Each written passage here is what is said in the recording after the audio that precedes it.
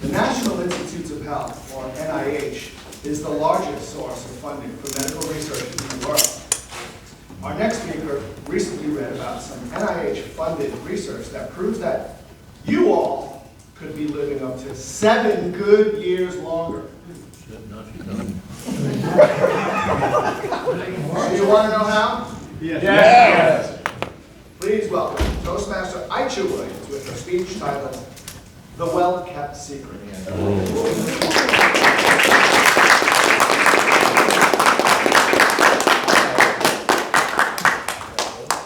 Fellow Toastmasters and guests, welcome.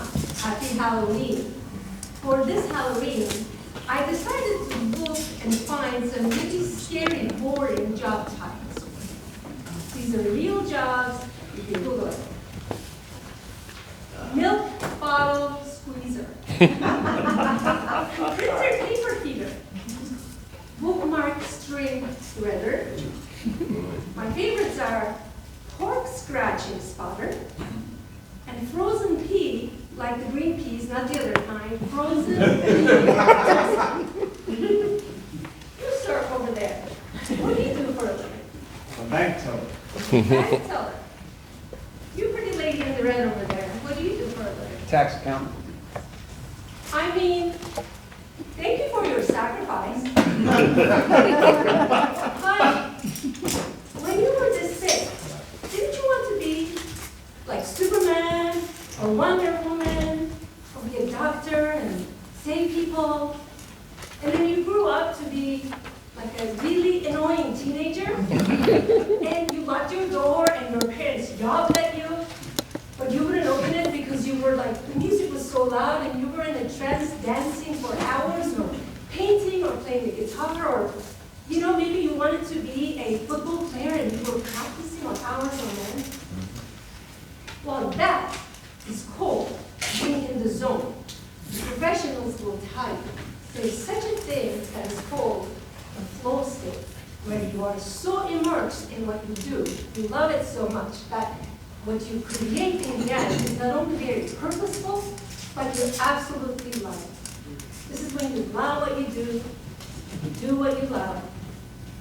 And don't be jealous, that's exactly where I am right now. It only took me about 24 years after college to figure out what I love to do. But I teach in college now to young freshmen, and they're so fresh, and they're so open to learning stuff. And I teach them about responsible business, right? Make profits, be entrepreneurs, but with people and the planet in mind. They can all coexist together.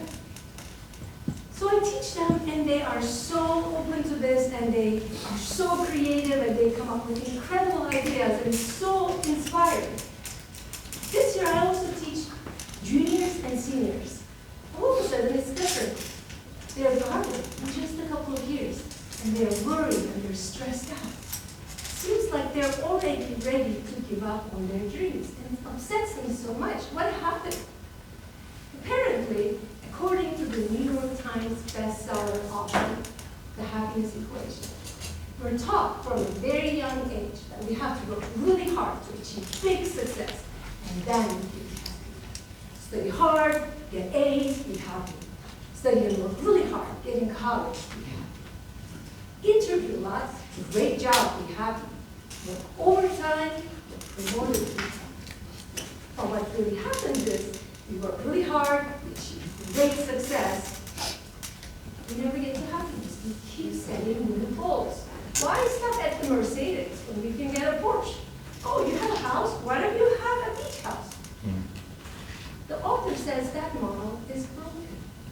But then, how about people like me? I mean, it only took me 24 years, but I found what I love. And don't get me wrong, it's stressful, and I work overtime, and I'm not paid $1 million, but I absolutely love it. I would not change it for the world.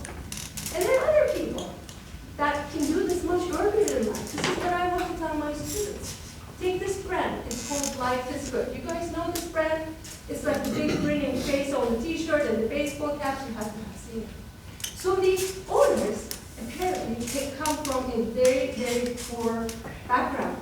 They lived in a house in Massachusetts In the winters, there was no heating. Their father had a temper. But they had this mother. She was a veteran. She would say things like, hey, kids, and she had 6 of them. I went to the market, and I got all the foods you guys hate, because then it'll last longer. She would say, I'm so glad I don't have any money, because then what would I buy with it? I couldn't decide. So she had this tradition. Every single night, the kids had to sit at the dinner table, where there was no food to eat, but she would say, tell me one good thing that happened to them. And so they will say things like, oh, I found a Rolling Stone CD in the dumpster. And somebody told a funny joke, and all of a sudden, the entire room would transform. It would become relaxed, warm. And so 2 of these kids, the youngest 2 of the brothers, went on to the site to sell T-shirts. They would sell T-shirts on the streets of Boston. And they would talk about, there's so much bad in the world, and we are always talking about this cynicism, right? Yes, we should know about the wars and the famine, but isn't there anything good happening in this world? So one day they were talking, and one of them took out 1 or 2 T-shirts and put it down, grabbed a Sharpie, and drew this big grinning face on it. Said, this is Jake. He is going to be the antidote to the cynicism that exists in our culture.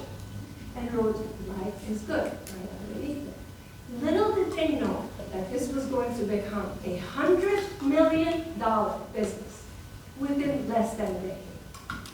If here's a product with purpose, here are young people taking an idea and making it into a business, right?